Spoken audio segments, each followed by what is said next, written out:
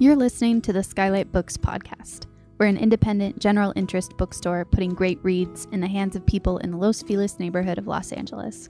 Hosted by resident Skylighters, we're here to bring you new and exciting author conversations, group reads, and bookseller chats. Happy listening. Okay. Hello, my beautiful listeners, and welcome to SKYLIT. This is the SKYLIT Books podcast, and I'm your host, Lance Morgan. Today, I'm so excited to welcome Traci Thomas, host of the very popular literary podcast, The Stacks.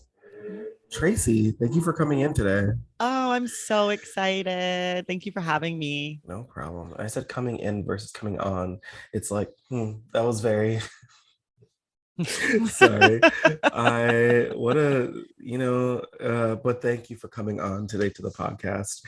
How are you doing? I'm good. How are you? I'm good. It's been so long since I've seen you. Listeners know that's one day. So actually yesterday. Was in the bookstore yesterday. In the bookstore doing a great event for Anthony's book, Brown and Gay in LA. Yeah.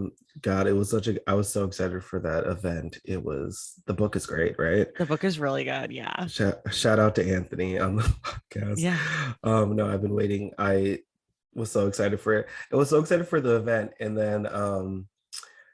then like there was like, oh, Traci's doing a conversation, and then 2 minutes later I was like, is it the day before our recording? So it was just meant to be. Yeah. Welcome. I want to let the listeners know that the first time we met, you were in the store, but you're rushing out because you were going to a Renaissance listening party. It's true. One, amazing. What an introduction.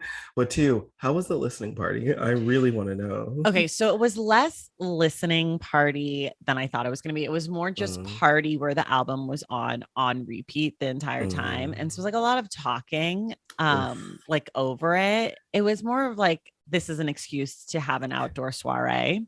Which I get. But it was pitched as a listening party. So I was like, do I wear clothes that I can dance in? Like what's the vibe? So I sort of went for like a mixed, like I wore a sneaker, but I still wore like a jean, I didn't go full like Lululemon. I'm going to exercise and like dance my ass off, but it was a lovely time.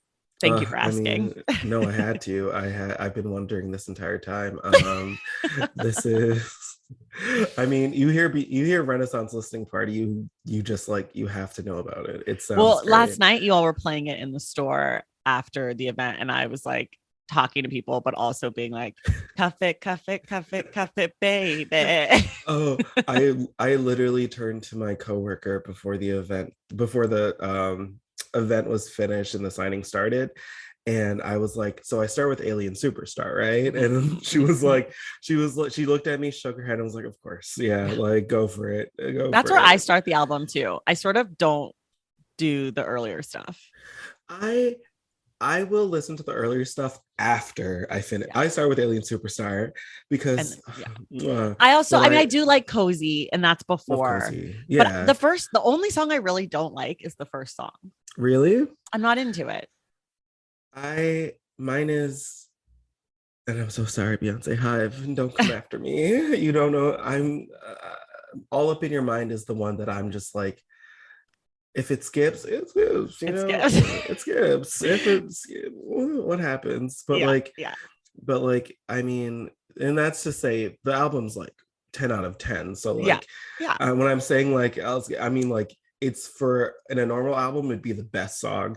In this album, it's just, it's there. Listen, Beyonce deserves criticism and feedback too, even if you love her. We can have opinions. She can only grow. And you know what? She can't be perfect, but she can be near perfect. She's near perfect. She's near perfect. Yeah. I think she gives us songs that are slightly less than like perfect, just so that we remember, like, don't take what I'm giving you for granted. I could be giving you there are some older Beyonce songs that are very popular that I do not like actively. Listen, I'll name it Halo. That's Halo. I also don't like Irreplaceable. That's fair. That's a fair comment to have.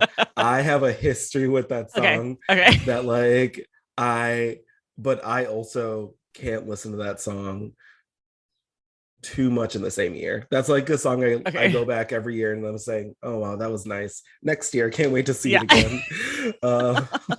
I don't like that. And I also don't like Me, Myself, and I. And that's, yes, I agree with that one. I But agree with people that love those songs, one. and I'm always like, no, she's given us so much, and those are not it.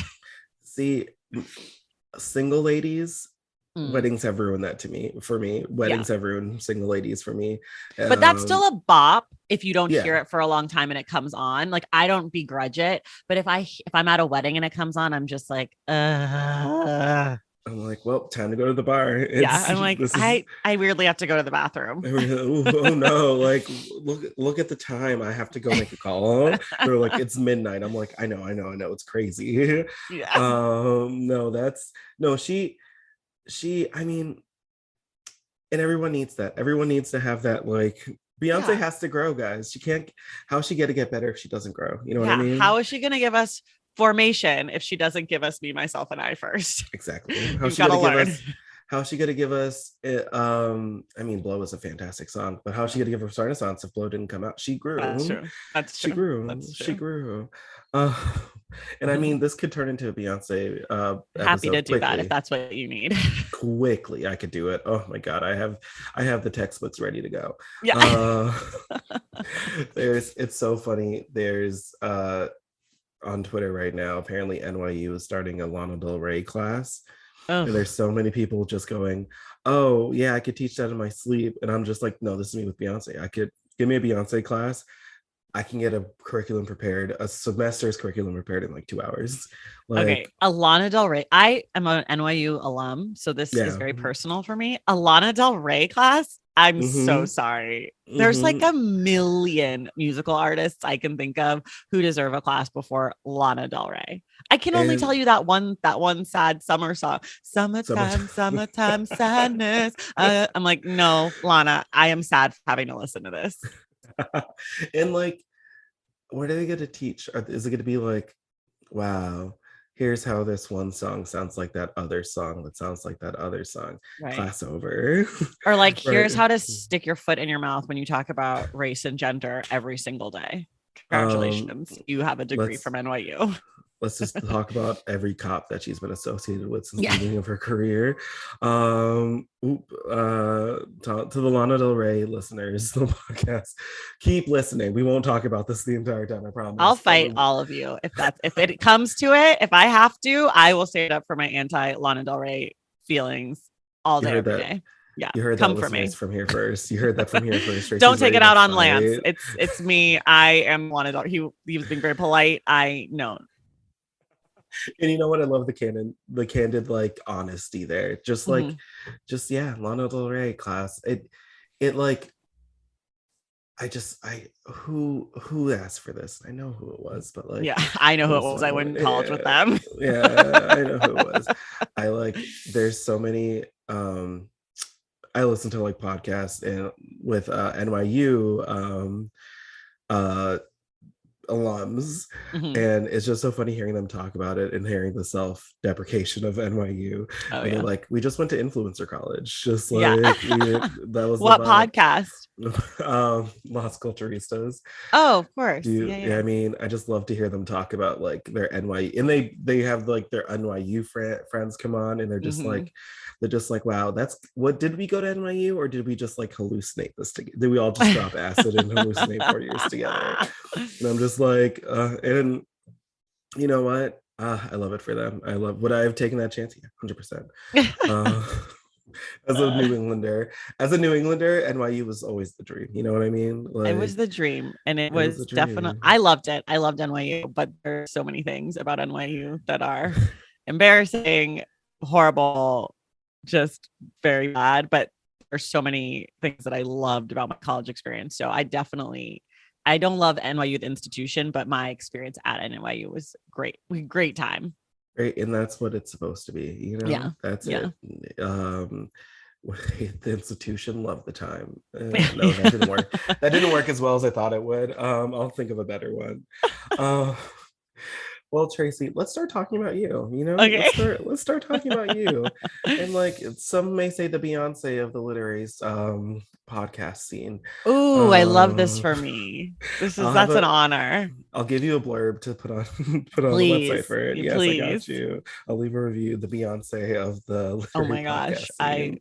Uh, don't get me started. I will take that and run and become horrible. You will hate me. You'll be sick of me. in the way that I would do it, the way I would do it just to like see it happen. Honestly, I don't tempt me. Oh, I want to talk about your background though. What where were you before you were starting this podcast? I I was a so I was a theater major at NYU Oh, and a Tish. dancer, and a Yeah.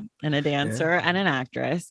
And then I moved to LA and I didn't want to do it anymore. And so I started working in fitness and I managed a spin studio and I also Wow. taught there. So when I started the show, I had stopped managing. I was just teaching at the spin studio in LA. And I was there from 2000. I started working there in 2013 and then the studio closed in 2019. So I stopped there and I started the podcast in 2018. So I kind of did it simultaneously. Oh, wow. So you were what a from theater major at Tisch. I want you to know that I was a theater kid who had friends at Tisch. Okay. Who I you know, I'm not gonna say jealous of, but like was like, oh, I want to be one of them. So every time I go to New York now, I'm just like, I'll walk past the Tisch building and be like, it could have 721 been. Broadway. Shout out. I know exactly where it is. And like I was at was it the Nike store that's like right over there? There's a Nike store in Union Square that's nearby. Yeah. Yeah. And I was just walking from the Nike store. Or in Soho. There's one in Soho. Yeah. I think that's the one I was right at. And I was just walking by Tisch afterwards and I was like, it could have been. So that's me every time where I'm just like, ugh, but I'm also like, maybe one day. Maybe this time. No, I'm not gonna sing. I'm not gonna do it. Don't tempt me with a good time. Not the Natasha Richardson version. Listen, I'm just saying. Rest in peace. This is now dedicated to her. Yes. 1,000%. But like, what did your attraction to like, literature start then, or was that like way before? I've always liked books. I really liked books as a kid. But when I was like in college and in New York after that, I would read a lot on the subway. And then when I moved to LA, I stopped reading. I read like one book a year maybe. And in 2016, I was like, I'm going to get back into reading. I'm going to read a book a month for the whole year. Wow. In and around like December, the end of December, I finished my 12th book and I was like, I am a genius. Please send me my Nobel Prize. Like I will sign an autograph for Barack Obama if needed. I am available for press. And then the next year I was like, okay, since that was so hard, I'm going to read 13 books. And then in like May, after reading, the first 5 books, I just like hit a stride. And then I just started reading a ton. And like the next year I read 89 books. And, I just like, and then I started the year I started the shows year, I read 89 books. But once I like refound my rhythm for reading and like reprioritized it. But as a kid, I read a lot. I always liked books. Like it was always part of my life. But when I first moved to LA, that part of my life sort of faded because you're not on the subway, you're not on the train, like you're in the car. I didn't really know about audiobooks. I was sort of like one of those assholes that's like, this isn't reading. Now I'm like, audiobooks is the only way to read. But I was like, I was beholden to all that like ableism and like bullshit. And I hope we can swear. Sorry. Yeah. Please, I swore in the bookstore last night and I was like, this is not great, but also this is who I am. And we don't, I say this as it's like 2 a.m. in the afternoon there and I'm listening to like Cuff It and it's just like, fuck it. And I'm just like, they're like, are there kids here? It's not my problem. No, not my job. Not their parent. Yeah. But yeah, so that's how I sort of like got back into reading. Wow. I feel like I've heard a lot of stories about that with LA and like people like, falling out of reading. I mean, compared to New York. I feel like New York is a very literary city.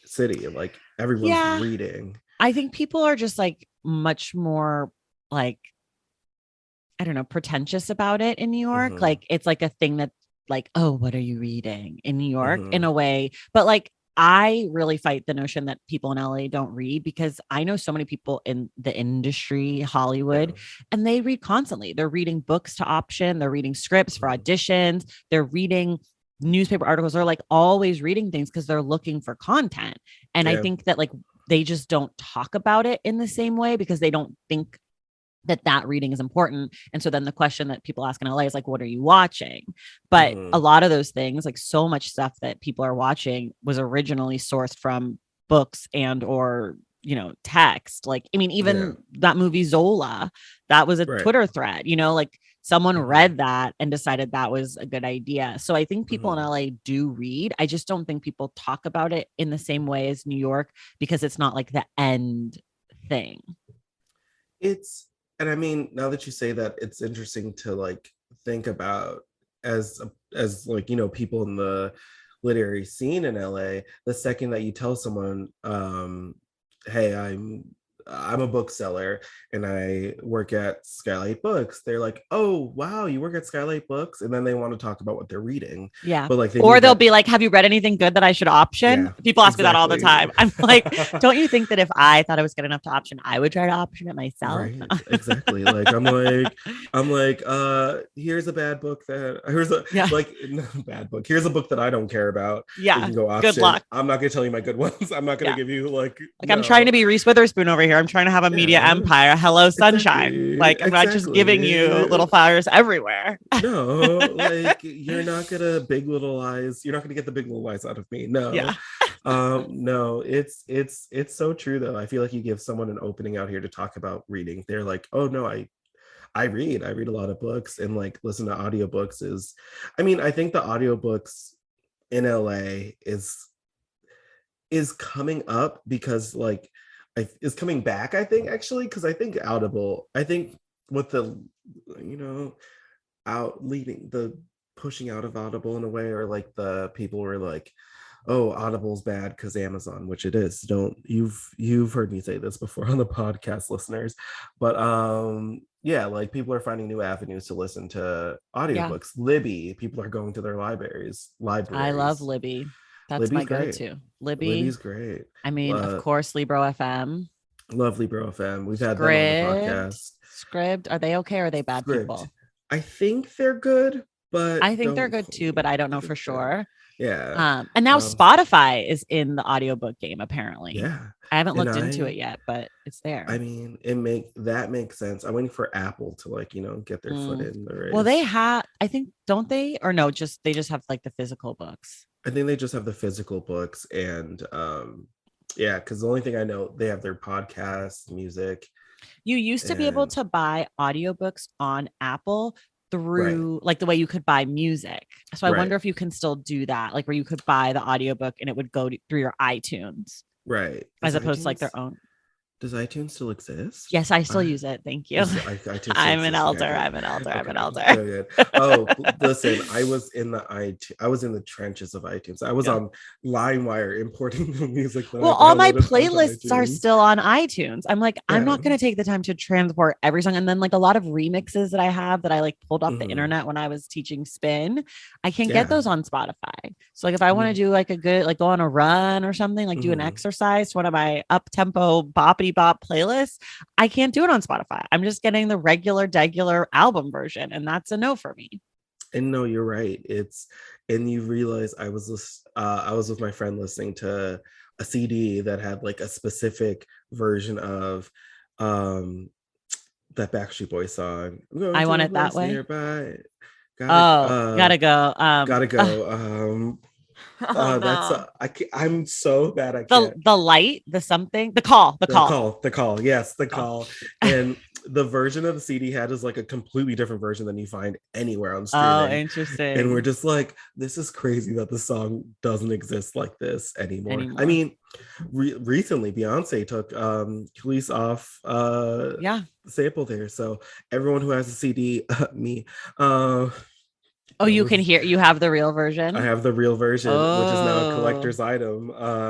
As I'm like, listeners, Yeah. I'm doing a hair flip. I'm like, Okay. the collector's edition. Uh, no, it's like it's the physical or like the non-streamable stuff is, they're important. So if you're under 25 and you don't know what we're talking about, you can skip this part. Yeah. This is not for you. This is for us to live in the past. Reese, look up what dial-up is, I guess, while we're talking about this. It's like, imagine you can't talk on the phone while you're on the internet. Like that's basic. That was a struggle we all went through. Imagine you have to call on the phone and then talk to your friend's parent until Yeah. your friend comes to the phone.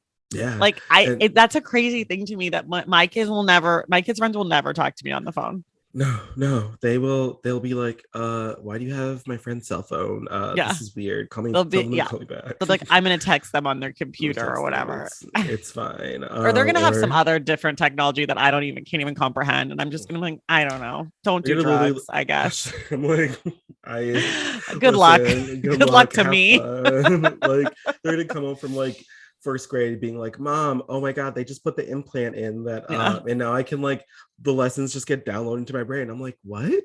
Yeah. Talking and like, about? Okay. Like, did you get into Harvard yet? Like, I don't know. Call me at graduation. Yeah, like do I have to sign a field trip form? No, they just see my fingerprint. Oh, okay, sure, whatever. Okay. I think honestly though, these are good ideas. We should be the forefront of these ideas. Let's go copyright. This is our part of our multimedia mogul billionaire shit. Yeah. Beyonce, watch out. We're coming, girl. We're on our way. But yeah, streamable. Yeah, the audiobooks in LA. Yeah, I think that's how we got to this. I think so too. Sorry, everyone. Sorry, guys. But no, audiobooks are coming back. People are listening again to audiobooks, which is great. I can't. Audiobooks is just I don't have the brain power for audiobooks. Except you're not an nonfiction. Auditory learner. I'm not all I do on audio is nonfiction. I rarely read fiction on audio.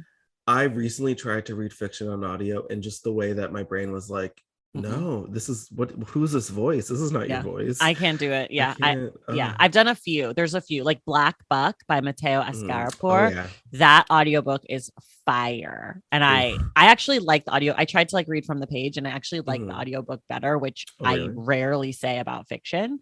So there's a handful of like, and that was a professional voice, guy.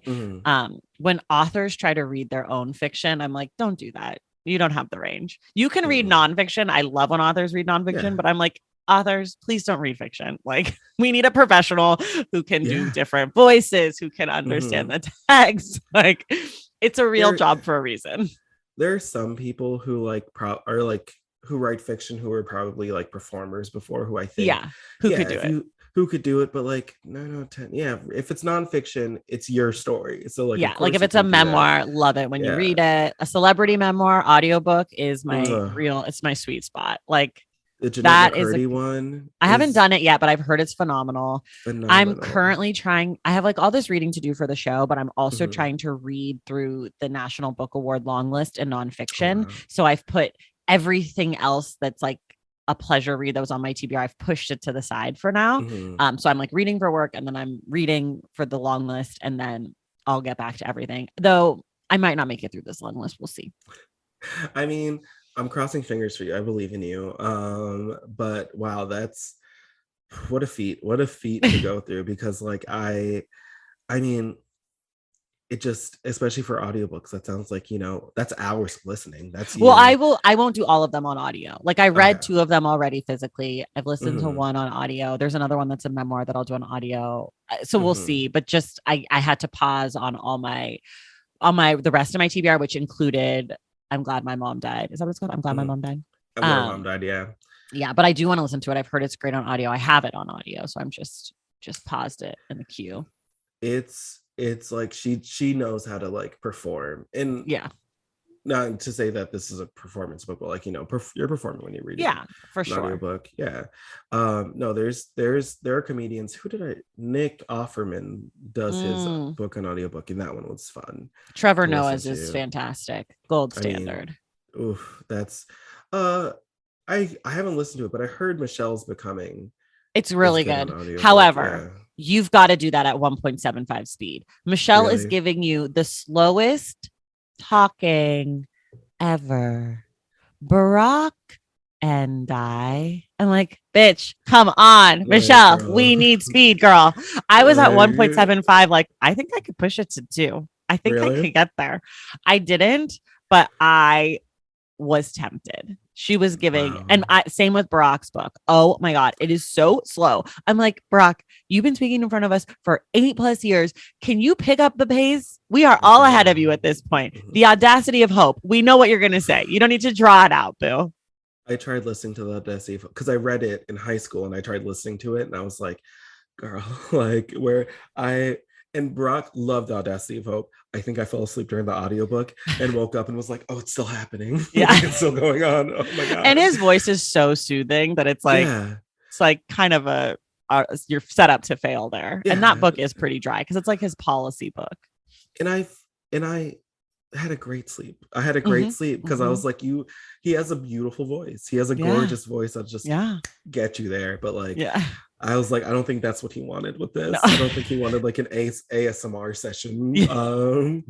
But and Barack, if you're listening, which I assume you are, he is definitely.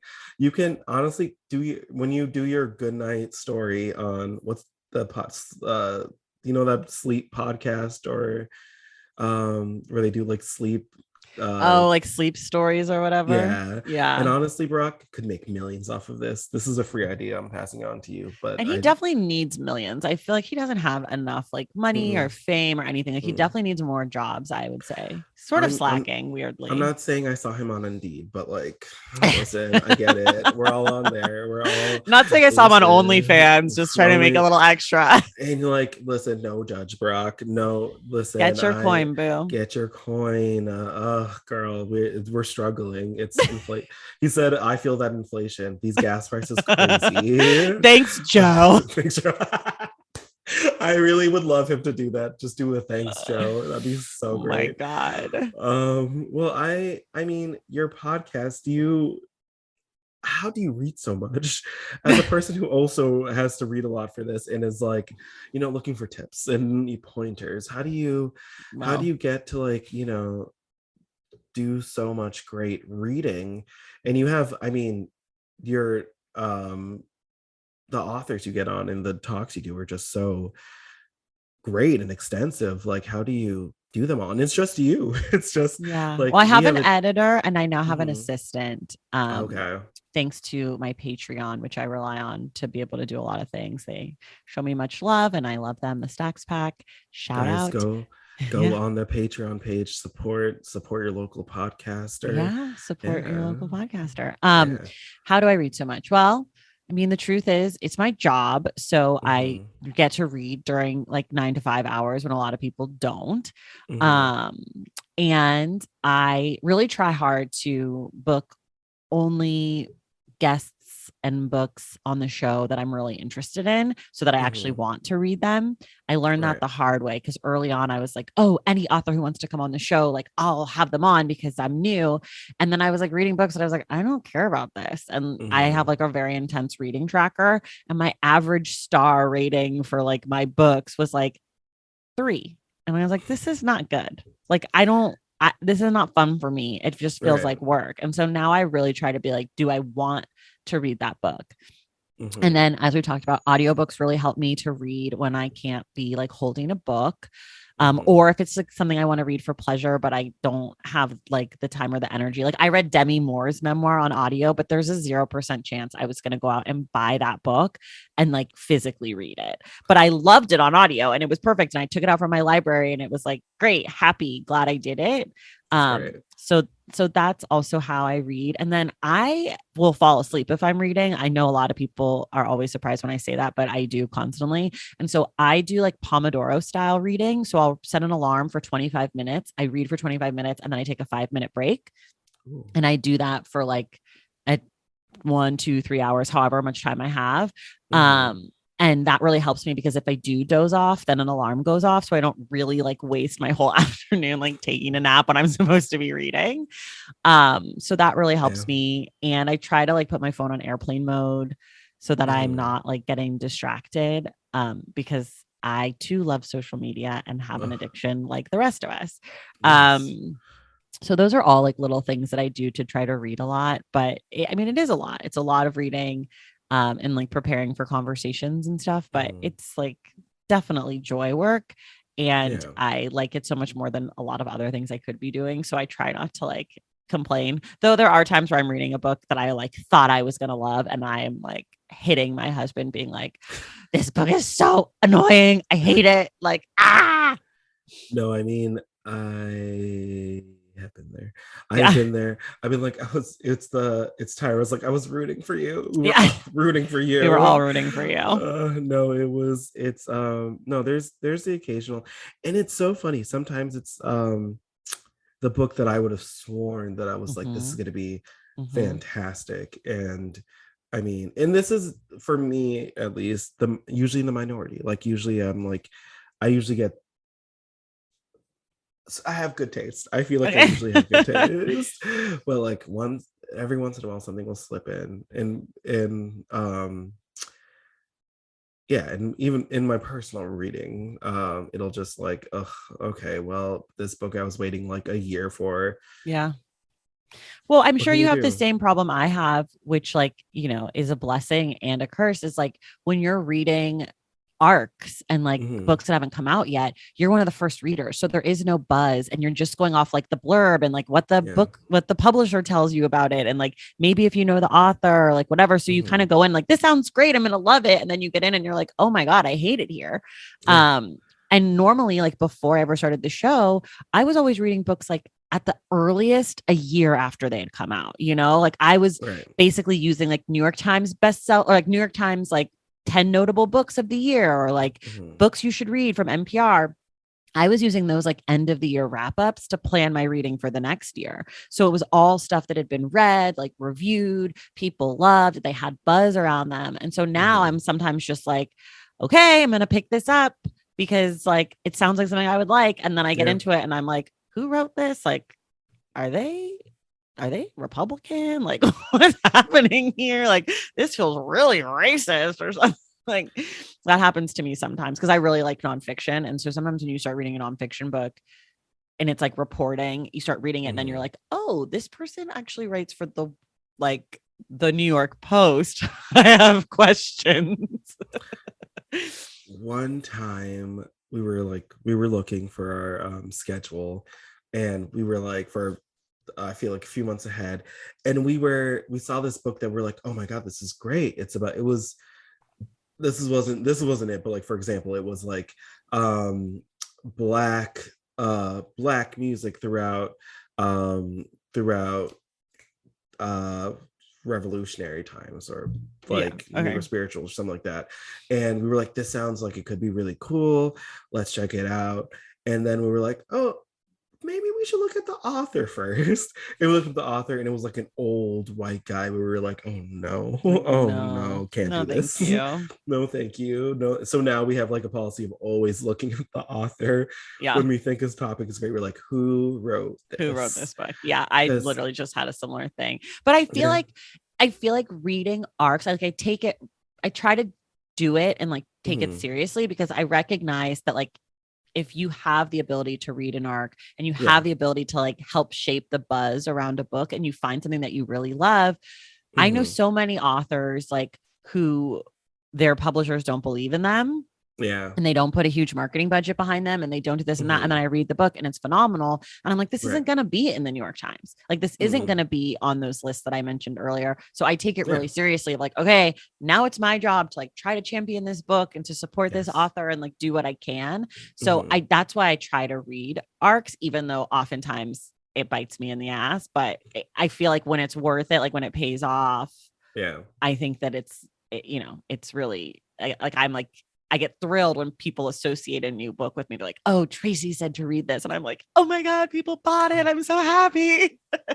No, I mean, this happened to me literally the other day where someone bought a book that I had on the podcast and I was like featuring out. And I was like, and I like didn't talk to them because I was like, I don't want to like scare them, but like, oh my God, I'm so excited right now. I love it. It feels good. It feels good when you're like, when you, especially like, an author that like, wouldn't get the attention they would get if you weren't like pushing for them. Yeah. But like, it feels good when people realize that, oh, this was a great pick. And like, I genuinely enjoyed reading this book by this author that you also liked.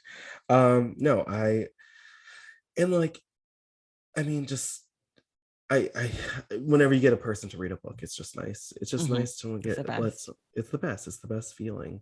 Well, I want to know about your process in like an episode. So like when you pick a book, do you like have to go through the usual runaround with like the publishers, getting the author like to agree to do it, yada yada? What's your process with this? So it really depends. So oftentimes I have authors on the show, but sometimes I have non-authors like actors, screenwriters, political people, just like other people who like books. That was always really important to me, that I didn't want it to just be authors. And in the beginning, I started the show in April 2018. I don't think my first author came on the show until August 2018. I didn't know any authors. I was like not in the world at all. And so I still try to like maintain that spirit. So if it's not an author, I usually just like reach out. Usually it's someone that I know or have a connection to, but sometimes I just blind DM people like, hey, you post about books on your social media, come on my show. And then if it's an author, it really depends. I've now like made it to a point, which like I can't believe, because again, like I didn't know any authors before the show, where authors will like DM me or reach out to me being like, hey, I have a book coming out, like would love to have you on the show. Sometimes they'll be like, hey, I have a book coming out, so-and-so told me I should come on your show. And it'll be like some author that I've had on in the past. And then a lot of the times it's like the PR teams from the publishers will pitch books and authors to me. And then I sort of just like mine through what's sent my way. And then I also have like a very intense, I love a spreadsheet. So I have a very intense spreadsheet of like the year. And now I have my 2023 spreadsheet going of the books that are coming out each month that I'm like the most excited about. I have another spreadsheet that has like every book that is sent to me. But this spreadsheet is like I use Goodreads for books, just like capture, but this spreadsheet is like the books that I am like legit juiced off of. And so I use that as a guide too. So I usually try to like reach out to those books first for guests because that's what I'm the most excited about. But sometimes people will pitch me something and I'm like, holy shit, this sounds incredible. Like I have to have this person on, and I had no idea about it. So I try to stay open to like incoming offers as much as like what I have a preconceived notion about. And then sometimes like I'll ask for a person and like they'll say yes. And I'm like, whoa, like surprise. And sometimes like the craziest guests will just like fall into my lap. Like Quentin Tarantino was on my podcast and his team just emailed me and was like, do you want a copy of his book? Would you like to have him on the show? And I was like, I almost deleted the email because I thought it was just like Quentin Tarantino's releasing like, whatever. And then I read it again and I was like, I wrote back, I was like, hey, yeah, if he's interested in coming on the show, sure. Like I was like, are you offering this? Like this just fell into my inbox. Like what? So like in that situation, I never would have reached out about that book. I didn't even know it was coming, but like it was fucking Quentin Tarantino. So I try to I try to schedule in advance, but I also try to keep my schedule open, like where I can move things around. And then as far as the book club picks, I do that once I have the guest for the book club episode.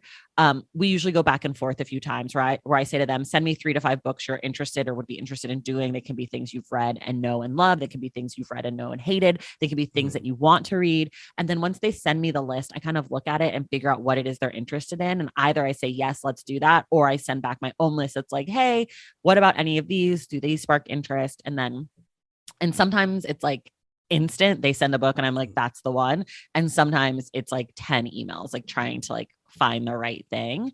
And every once in a while I will go to someone and be like, this is the book. Do you want to do it? Like last year, Derica Purnell came on and we did Blood in the Water, which is like one of my favorite books. And it was the reason that I started the podcast, because I wanted to talk about a book like that one day.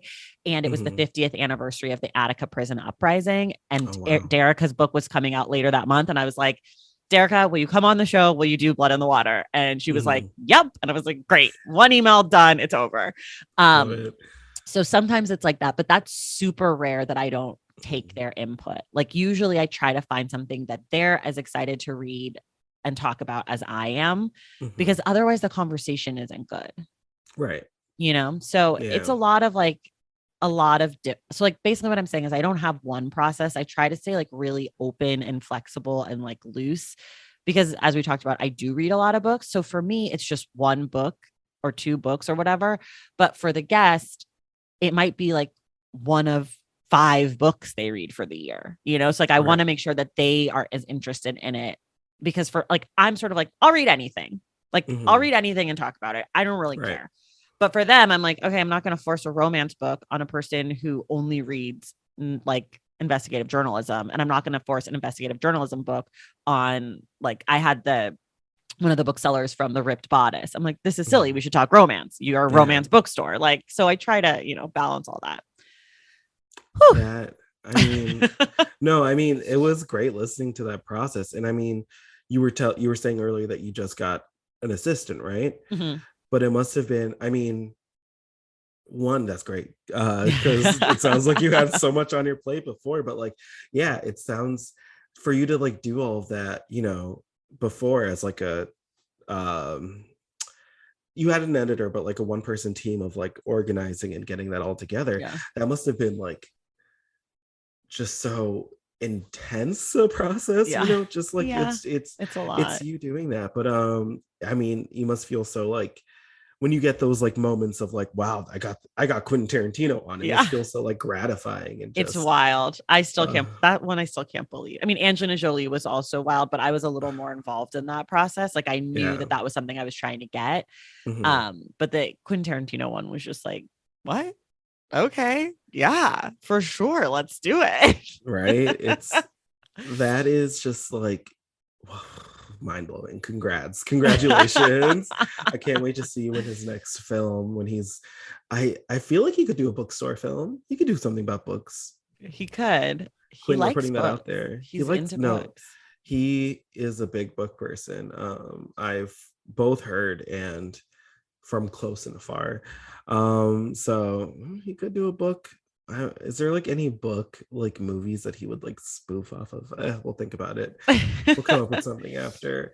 No, I mean, it's so amazing to see how that works. And like, you know, podcasting is, I just watched that movie Bodies, Bodies, Bodies. I haven't seen it. You haven't seen it? There's something about podcasting in there where they talk about like the process of podcasting, but in like a funny, like, you know, cheap shot way. But I was just watching there like, oh, they got it. Yeah, they got it down. It's a lot of, they were like, it's so hard. You're scheduling. You have to do a lot of spreadsheets. You have to prepare. And I'm like, that's it. I know they're making a joke out of it, but like, they're not wrong. And I don't want this disrespect. I don't like this disrespect. How the next thing I want to ask was about have a conversation about was like, what books have you like, what books have you gotten to talk about that you're like looked back on and were like, I wonder, I saw how I grew from that. I saw how I changed and how the process, changed, how this book changed how I do this process? So I can think of there's one book I can think of that we did that was called The Cadaver King and the Country Dentist by Radley Balco and another person whose name I'm blanking on. And it's investigative journalism about I think Mississippi and the coroners and all these things. And I did it with this wonderful person named Allison Punch, who's on Bookstagram. And we talked about the book. And we talked about abolition in the book. But I didn't know a lot about abolition, police abolition. And I look back on that episode now and I'm like, I was very I don't know. I think we do need prisons. And now I've really changed as a person based on reading since then. So I don't know if that answers your question. There's a lot of books that have changed how I view the world, but not necessarily changed how I do the show. Okay. But there are some books that we've done that I would never pick again. That I was that book sucked, or not that it sucked, but it just wasn't rich for conversation. Yeah. I mean, it changes your perspective on things. Cause there are books that can sway how you both feel about something. And I mean, I think there was a huge culture shift in the past, 2 years, 2.5 years, that definitely could, change how one would see books they were reading. Cause between I mean, just 2020 as a year. Right. Just that as a year. But since then too, we've had 2020 was big. 6 things just happened that year. And I feel 2020, what was interesting for me was how little 2020 changed the content of the show. I've always, one of the guiding principles for me of the show is is my personal taste and interests. So if I'm not interested in something, or if I don't want to talk about something, I'm not going to do it on the show. And what that meant was that for the 2 years before 2020, I had already had tons of Black authors and queer authors and people writing the books that weren't on Reese's book club lists, I was already doing that. And so I think for a lot of people's shows, if you go back and look at their catalog, it's white book, white book, white book, white book, white book. And then June 2020, it's Britt Bennett appears, and it's I had Britt Bennett on the podcast, but I had read The Vanishing Half in April of 2020. That was a book I was dying to read. It was already something I was interested in. And so I feel I was able to be hey, if you're looking to talk about Black books, here's a back catalog of 2 years of 75% of books by Black authors. Yeah. So for me, 2020 didn't actually change a lot of what I was doing. The only thing it changed is it made me lean in even more to being trying to be more comfortable talking about things outwardly in a way that maybe before 2020 I wouldn't be white people discovered racism this week, which is something that I say all the time on the podcast, so I think slightly it changed, just I think I became slightly less apologetic about being Black and wanting to talk about these things. But as far as book selection and content and things, I have always just used my taste as a guide, which is very self-centered, but it's my show and I do the reading by myself and I have to do the preparation by myself. And so if I'm not interested, how am I going to be able to talk about it? Right. And I like to think that I try to challenge myself by doing things that aren't just my total bread and butter, book about a cult or whatever. But yeah, so I think this show is it's changed, but it's very similar to what it always was. And I mean, and I'll say as a Black podcaster, isn't it interesting finding your voice as a Black podcaster? Because when I started, I was how do I feel I have to let the audience know I'm Black because they can't see me. And I don't want them I want them to know that everything I'm going to do is shaped through my own perspective of being a Black podcaster. Because I mean, especially this podcast through the Skylight bookstore. So when you look it up, you're not seeing like a picture of me. Right. So that it's interesting finding your voice like that. Yeah. And like, have you had that, Yeah. moments? Yeah. I mean, sometimes I'll just like say it. I'll be like, look, Yeah. as a Black woman, da da da da da. But Mhm. I don't feel like I have to. I feel like at this Mhm. point now, I don't have to because people know me and know the show. But Mhm. I do sometimes say it like because it feels like it informs. Oftentimes I find myself saying it more when I'm talking to someone who isn't Black and I'm Mhm. responding to something and I'm like, oh, that's interesting what you said. For me as a Black woman, I take Mhm. it this way. Yeah. But it was definitely like harder in the beginning to figure out that. And now I'm just Yeah. sort of like, it's who I am. Like, I don't know. Yeah. And if I wasn't a Black woman and I had this opinion, and let's say I was a white lady, like it's still a good Mhm. opinion. Like I'm still Yeah. right. Yeah. I would just be Exactly. like a more woke white lady. Exactly. And so yeah, if you know what, I'm gonna go through that now. Like, if you think I'm white, it's because I am a woke white. Yeah. I'm a woke white woman, and I'm not Yeah. taking That's them. me. Yeah, exactly. No, that's. I mean, it's probably like,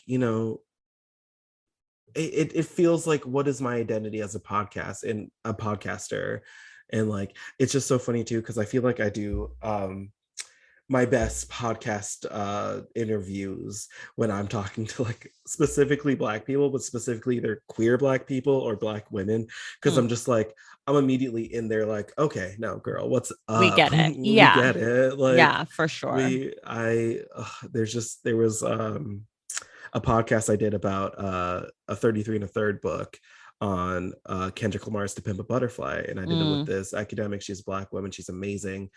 Sequoia Manor. Hi, Sequoia.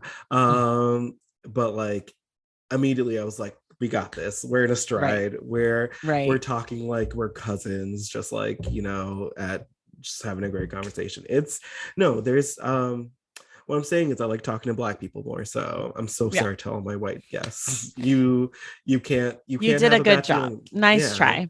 You nice did try. A And for effort.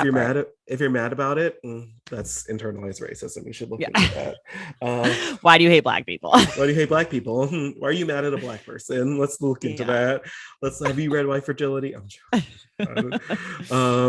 Don't cancel me. I love that book. I talk about it all the time. I think it's a You fantastic book. I think it's a great tool. White people should read it. I've read it twice, to be honest. I read think, it and twice. I read it once on audio. Oh, I think white people should read it. I think it's a great tool for white people. And I say this all the time on my show. If you only read one book about racism, it's not going to work. It should be that's a true. tool in your toolbox, like all the other books about racism that you're allegedly reading. But like, I feel like people shitting on it. I'm like, just because she's a white lady, she dedicated her life to that scholarship. Like there are white people who have dedicated their lives to scholarship that is outside of their racial identity that they should still be able to write about if they do it with Yeah, care. yeah, Like just because I think about Black people who would be shut out of white writing about certain things because they're Black, like I would be livid. If you can handle it with care and you do a yeah, good job with the text, like I don't have a problem with that. I think if you handle Black people like shit and you say crazy racist things in your book, that's where my problem comes in. And I know that a lot of people are like, well, she made a lot of money and other people didn't. And like people didn't buy Ijio Luo's book as much as they bought her mhm, book. And I'm like, I get that. I understand that. But that actually isn't Robin DiAngelo's fault. And like, we can't be mad at her for dedicating her life to this work and being more popular than someone else because of racism. Like, yeah, I'm not suggesting that people shouldn't read Black people's books about yeah, racism, but I do think the like propensity to be like, don't read White Fragility because she's white. I'm like, yeah, but she's talking to white people. Like the book is she's talking to white for people. whites by whites. It's flat Yeah, full blue. we honestly coin it, make t-shirts. We'll Full sell that blue. Skylight. We'll Yeah. we'll sell that Skylight, and I love it. That's the Stacks merch. Yeah. Thank I you. My merch, think Flu your Blue. merch. Yes, a Go ahead very and flu pay blue podcast. The stacks for whites by whites, by a Skylight. black, It's my but actually by blacks. and put that at the bottom there. Like Yeah. I love it. Asterisk. There. Asterisk. No, I mean, I think like no, you're right. And I mean, like one of the conversations, especially Black people have been having, is that like, one, it's not our responsibility to talk to white people about race. It's Right. like, talk to your own people. Like, if you hear your family saying racist shit, it's your responsibility. See something, say something. Say something. But my thing with white fragility is that I feel like it's not Robin's fault, and it's not blame I'm putting on Robin.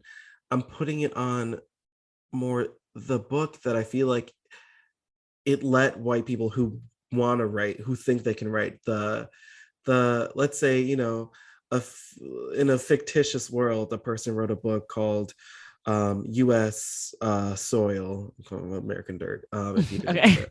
But like someone could feel like they could write that because they read White Fragility, and like, yeah, I could do the same thing. But that's not what is in the book. If you read Right. White Fragility, that's not what she's saying. She's literally saying the opposite. She's like, that's Right. not our place as white people. We should be able to sit in spaces and feel uncomfortable about being white and be okay with that, and not make it about us, and not cry, and not try to like, literally, Robin DiAngelo is saying all the things that I want to say to white people constantly. Mhm. But I feel like what happened is that there became this whole conversation about the idea of the book, and like, Okay. the book itself is like very well done. It's short, it's sweet, like it's very good. And it's one tool in the anti-racism reading list kit that like, Yeah.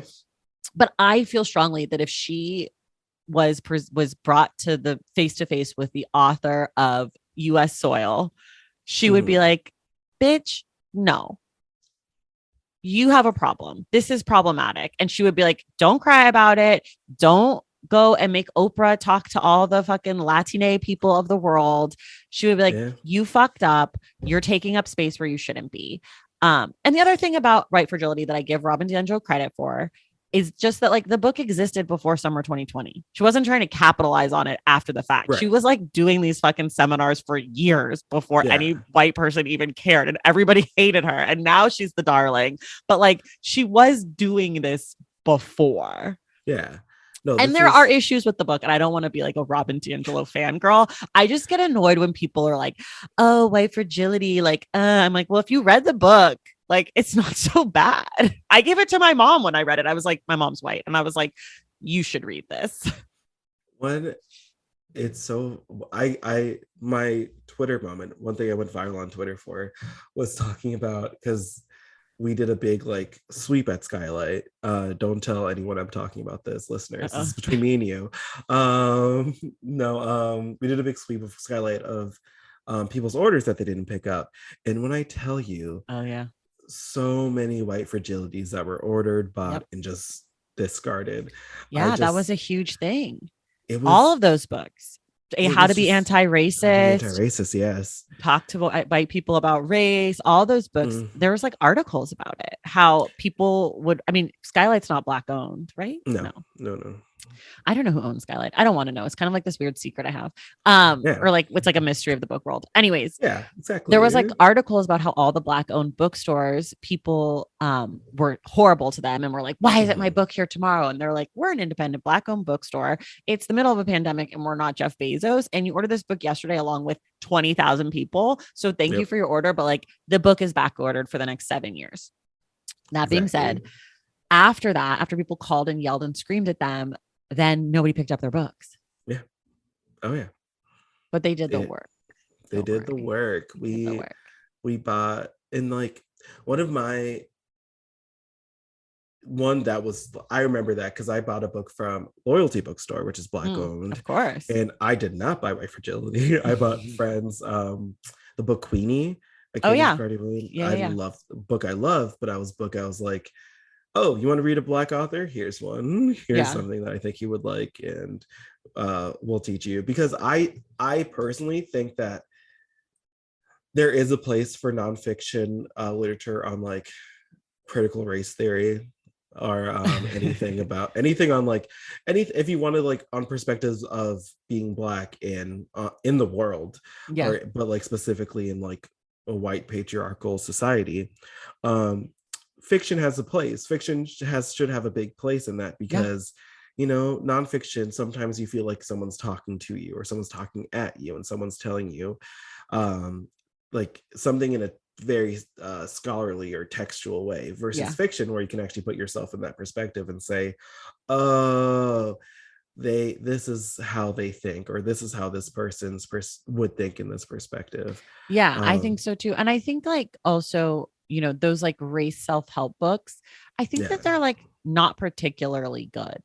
Like I don't like, they're not particularly good writing or like whatever. I think they might be useful or instructive for some people. And I have read my fair, that's another thing, like we talking about things that I was already doing before 2020. I've read my fair share of them, most of them before 2020. And I'm curious about what's in them, not because I'm like learning about Blackness or anything, but just like curious what other people are learning about Blackness. But I think like more than even what's in any of the books is like just the effort to support, you know, Black authors. And I feel like whatever you like to read, you know, not to sound too much like, I guess, Apple, but like there's a Black book for that, you know, like whatever you're into, if it's romance, sci-fi, speculative fiction, narrative nonfiction. Though I have to say, investigative journalism, there's not a lot of books by Black authors. It's really fucked up. I think it has to do with the fact that journalism is so fucked up and racist that a lot of those people aren't staying and working in journalism in the same way. But that's a different podcast. But like whatever it is, if you want to learn about Black people or whatever the fuck people say, there's a book in the genre that you like that is great for it. If you want to learn about like how to be less racist, those books exist too, and you can totally read them. But like, you could also just read Lot by Brian Washington and have a great time and like be in heaven. Yeah, and if you want to listen to our podcast episode with Brian Washington, you can, and you can listen to the Stacks episode with Brian Washington also. You hear that? 2 podcasts, guys. You could listen to 2 podcast episodes back to back, and they're both great. Like they're both fantastic because he's a fantastic speaker. He's great. He's so great. He was at SKYLIT the other day, and I was like, I literally like he sent me a picture of a book that I posted earlier because it was my staff pick, and he was like, got this book because of you, and I was like, that's funny. And then I walked through the store, I'm like, wait, Brian, what's up? What was the book? It was a graphic novel it was like an anthology series about gay love. Gay romance. The name is Young Gay Love, I believe it. I might be saying it wrong, but it's a fantastic book, fantastic graphic novel written by like, I think there's like, they're all artists and writers who do it, so they all did their own like art for it as well, and it's great. It's fantastic. But he like picked it up, and I like turned around. I'm like, wait, Brian, are you here? He's like, yeah, I sent you that picture because I saw your staff pick. I'm like, oh, I thought you said you saw my story about it. He's like, no. What you're saying is so interesting about this. And I know you about like, you know, different topics, and especially like, you know, what's in the book world and your own perspective on the book world. Would you ever like, and I know you have your podcast, which talks about this, and it's your own voice talking about your own opinions on this, but would you ever write a book about this? Because I feel like there's so many. I hate writing. That's fair. I'm not a writer. I'm not here's the thing about reading. Yeah. When you read a lot, you read some really good shit. And I know that I cannot write good shit like that. And so I would never want to write a book because I would be so judgmental of myself of like, this is not good. And I don't like writing. And so like the thought of like, I know how much work it takes to write a book. I talk to these authors all the time, and they are telling me the stories. And you know what? I don't want to go out on submission. I don't want to have to find an agent. I don't want to query or whatever the fuck they're doing over there. Yeah. I think I'm a pretty good talker, not a good writer. Like I write a column every month for shereads.com. It's like book advice. People submit questions about books, and then I like give them advice. It's really fun, but I write it in my voice. I literally will read it out loud and be like, let me add a like there. Or I'll take it out. Like that does not flow how I talk, because that's the only way that I would feel comfortable publishing anything written, because I just know I'm not a good writer. And like, I don't want to be bad at something because I'm so critical of people who write bad. I'm like, ooh, that's not good. But see, you say this, but I would love to read your essay on, white fragility and like people's perspectives on it, or like how investigative journalism is, specifically white, and the journalism field is, it is fucked up in that way. Well, like I'm saying I would read it. I would buy it and read it and have you on the podcast to talk about your book. Well, there's a small chance I would write a book, but I'd have to figure out how to do as little writing as possible because, and this is so funny and stupid and embarrassing, but I've been doing some in-person events recently. Like I did the LA Times Book Festival. I did the Bay Area Book Festival. I was at your bookstore last night. Yeah. And at the end, when the author signs the books, and then I just have to stand there and be weird. And like, I don't have anything to do. So I'm like, I should just write a book so that I could just have something to sign at the end. Like I was in a signing tent at the LA Times Book Festival and I had a little like piece of placard for me that said my name, and people were coming through getting their book signed by the other people on the panel. And I'm just sitting there like, hello. Thank you for coming. That's where the Stacks merch comes in. I'm telling you. Merch I have Stacks merch, but I didn't want to bring like a bag of shirts while other people are just like signing books. I'm like, here's some shirts I can sign for you. Like, it's just so embarrassing. So I literally last night, my husband was there too. And I was like, I think I have to write a book because this is too awkward. And he was like, I think you do too. So I have to figure out like the easiest possible book to write and get published. Like I might just like self-publish it just so I can be like, here, these signs. I would only sell copies like at live events because it would like be the only place you could get it. But it's just so that I have something to do. That's very niche. That's very like, oh, if you want to read this book, you have to see her in person. Yeah. Or it could just be like a journal. Like I could just like brand some journals and be like, let me sign this. Like, good luck journaling, Traci. The Stacks journals. Like, also great. I support that. I think though, I mean, even the way you were saying it before, like how you do your columns, I'm just that way. Just like, okay. Well, you can be my agent and get me a book deal for $1 billion, and then I'll do it. So I have something to sign in a bookstore. Listen, I'll go to our friend Barack Obama who's listening right now and be like, hey B, I have a proposition for you. BO.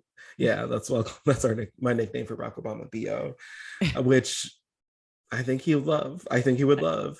Well, that's their dog's name, right? Bo. Oh, yeah, that is true. That is true. I just realized it's B.O. Bo. Damn that dog. He took my idea from me. He took everything you ever had. Everything I've ever had. Enemies for life. Well, I've been having, this is so much fun, and I could talk for another hour, but probably shouldn't, because my editor would again materialize and fight me in my apartment. Mick, I love you, Mick. Hi, Mick. Hi, Thank Mick. you. It's his birthday coming up, Mick. Happy 30th. Ooh, a Libra too, huh? Exactly, a Libra vibes. It's his a Libra birthday. Sorry you weren't born just a little bit earlier, and you could have been a Virgo like Beyonce. And then she would have sang all my Virgo friends. I've been like, well, the second the album came out, I was like, fuck you. I know you're over here listening to Virgo's Groove being like, this is about me. And that song is really good. Such a good song. 5 minutes long, and I'm like crying at every. I'm like, where's Leo's groove? What about the Leos? Nobody loves us. No one loves us Leos. Exactly. Are you a Leo too? I'm a Leo too. Oh my God. Yeah. What day are you? If you don't let me July 22nd. I'm the first. I'm the last day of Cancer, but I was born so late at night that the sun had already moved to Leo. So I'm a true 0-degree Leo. Yeah. I'm right in the middle. I'm August 13th. So I'm right there. But sweet spot. I'm gonna look at us, Leo. Yeah, where's our Leo's groove? She needs to do this for us. But no, Virgos. I actually woke up this morning. I was in bed, half asleep, going, like, how does she do this? How does she get in my head like this? I'm not conscious yet, but I'm still singing like, love me, love me, love me. It's an addiction. It's an addiction. She's hooked us worse than the JFK administration. Not JFK, sorry. Ronald Reagan, the Reagan administration. On crack. Yeah, got on it. crack. Yes, yeah. I got it. Yeah. I feel like she really just like she got us. Like I mean, I'm spending $1,000 on those concert tickets because. And if you're listening, and if you think you can get those tickets before me, I will Hunger Games fight you for those tickets because Like, just she's get an got extra me. ticket for me whenever. I'll just Venmo you. I don't have the energy to do all the thing, but if you get one, I'm available. I got you, Tracy. Don't worry. We're seeing that concert. Like, this is for an album. I think it's her best album. I think it's her best. Oh, no, it's not. You don't think so? Ooh. No. Ooh. Lemonade. You think Lemonade's her? Yes. Ooh, I have to sit with this. For a second because Lemonade is her best work. I think you could also make an argument for, I can never remember what songs I'm on for 4. What's the one with Love on Top? 4. That's 4. That's the one. You can make an argument for that. 4. People were saying the Renaissance is her best. Maybe 3 or 4 for me. Really? Mm-hmm. I think Formation is her most powerful. Yes. I think Renaissance, especially when the performance, the visuals and the concert comes out, is gonna be her best performances. I think these are gonna be her best I think it'll be fun. I think it'll be fun dancing and stuff. But you know what I think? I think that Beyonce self-titled is also better than Renaissance. I do. Ooh, I love that album. Drunken Love, Blow. I mean, she's giving, oh my God, yes, Mine. Yes. And then the little sad, the sad one. Pretty Hurts. No. The sad one about her losing her kid or whatever. Oh, yes. Oh. Heaven, yes. Yeah. And the one, there's just so many. So it's so good. Pretty Hurts. Self-titled. Oh my God, it's so good. Anyway, I mean, that was an iconic drop too, where oh my God, that changed the world. Yes. Literally everyone woke up that night and was like, what happened? Oh my God, and Partition. Partition. Hello, Barack Obama is featured in that. Yes. Partition. Wow. That's when she started her sexy era. You're right. Her sexy, raunchy, very I'm a sexual being. Oh, that was there's one other song on there that I love that I'm forgetting now. Flawless is one that Flawless is great, but it's the other Partition. There's Partition and then there's other Partition. Beyonce, is it Beyonce leading into Partition? Maybe. I'm trying to think. No, I can't think. I'm literally looking it up right now. Oh, wait, I'm in my podcast app, not my iTunes app. Excuse me. And you know what? It's on brand for what we're doing right now, right? Someone can edit this out. Mick, you got this. I have to find the song. It's going to drive me crazy. Otherwise, no, you're good. This. Then I'll get my life together. Wow. Apparently, is this album not on Spotify? Oh, there it is. Whew. Oh, I was like, oh no, what? I'm so scared.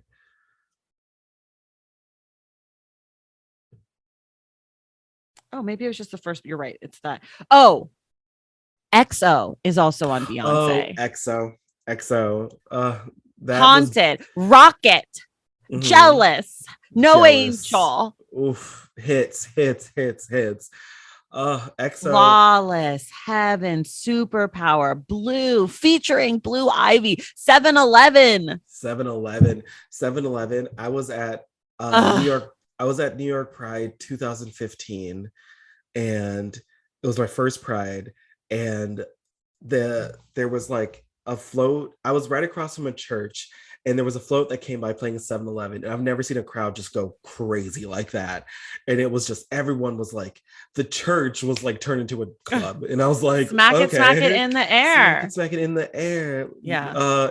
It just, I will say though, the album that I personally love more than Beyonce self-titled and 4, I think, is B-Day. I think B-Day is a perfect album. Oh, B-Day is the other one that's really great. B-Day is, I mean, check Freakum Dress, Kitty Cat, Get Me Bodied, Deja Vu, Ring the Alarm. Hits after Sugar Mama's on that one. Where she loses me is I Am Sasha Fierce. If I Were a Boy, Halo. Some of my least favorites. Single A's, which we've talked about. Yeah, I Am Sasha Fierce was her Pink Panther era. You know what I mean? It was her being I'm a pop girl. I am I am going for what I'm competing with Britney Spears and J Lo and who else was around that time? I don't know those people. Wait, where did I Care go? What album is that on? 4. That's 4. Oh, okay. Yes, 4 is the one I really like. Yeah, 4 was like when Love I on reached Top, my Party, School and Life, School and Countdown, I Care, 1+1, End of Time, Run the World, Run Best the Thing I Never World. Had, which is not my Yes. favorite. But oh my still, God. I Was Here. I was here. My 1+1 is one of my faves. It's so funny because my family's Jamaican, and I don't know how, but Party became a Jamaican song in our family. Where now they're just like, we like to, they're like, yes, let's go. And hey. It's like, I'm like we're at like the family cookout and Party will come on. Everyone's like, woo, let's go. And I'm just like, oh my God, I what? love it. I love it like, so much. Beyonce's Jamaican now, I guess. So good for her. Good for her. Well, I'm glad we're ending right where we started. Back at Beyonce. No, it's back at 1. As it should be. As Brian McKnight said, start back at 1. Back at 1, and we did. Well, Traci, this has been such a great episode. So much fun. Thank you for having me. How was it on this side of the podcast? I love being interviewed. It's my favorite. I can just show up, talk about myself like a true Leo. And I love it. Exactly. Selfish psycho. Psychopaths. I love us. Yeah. I love us. We're great. Quickly before you go, do you have anything you would like to say to, the independent bookstore community, your listeners? I do. I have something I want to say. Yes, let's hear independent bookstore community. Please. And I know this is hard. I don't work in a bookstore, so I'm not trying to be an asshole. Please make sure that on Tuesdays, you have Black, brown, queer, disabled, immigrant, translated, all of those books. Please make sure you have those out of the boxes and on those front tables. I know they don't always come with a Reese Witherspoon sticker. They might not sell the most copies ever because publishing is racist, but please, booksellers, I cannot tell you how many times I have left a bookstore and many times never gone back because they did not have books by Black authors out of the boxes on pub day. Yeah. It is fucked up. And I know, again, running a bookstore, I cannot imagine, seems like the most miserable, horrible thing because it seems very thankless in a lot of ways.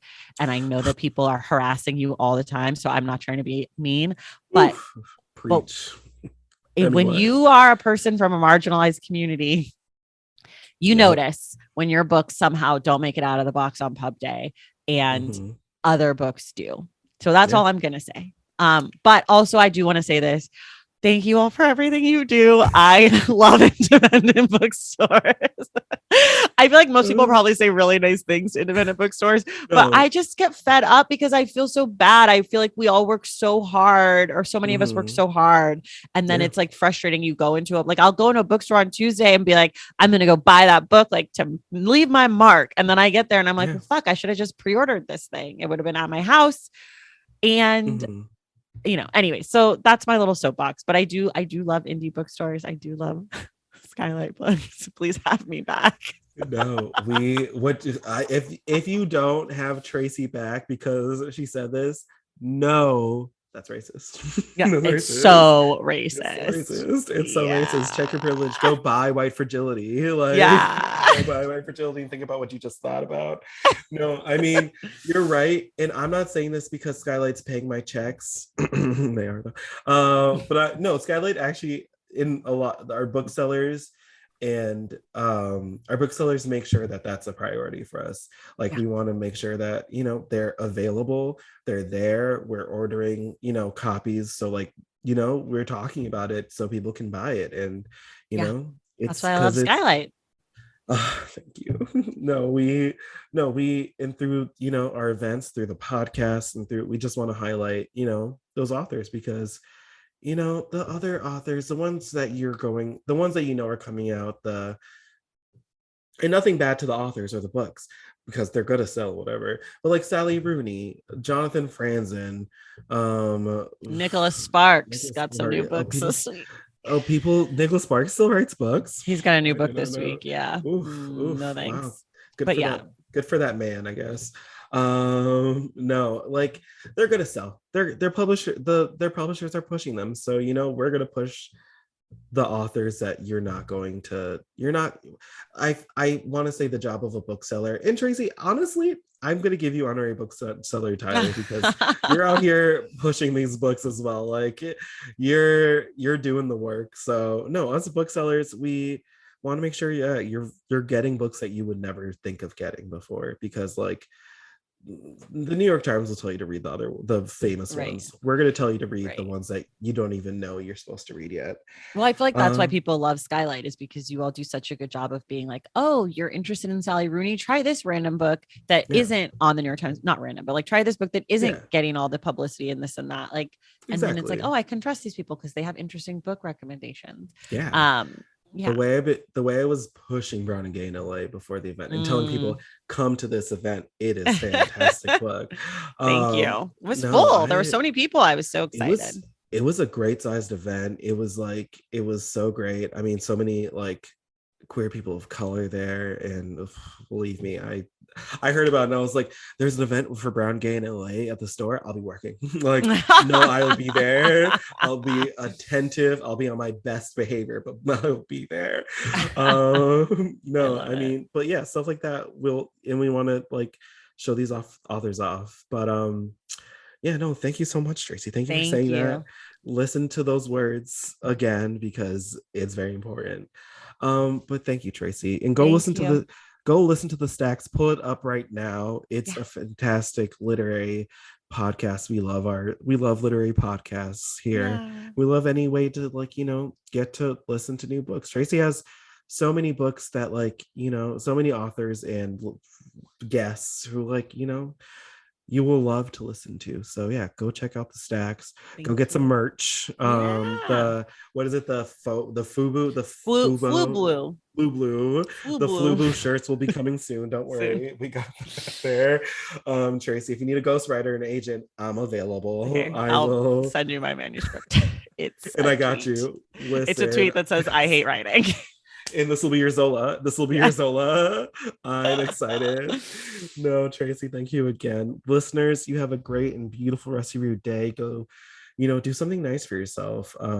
Whether that's, picking up a good book to read, or I don't know, what do people do that are nice to themselves? Have that cup of wine before 3 p.m. Why not? Why not?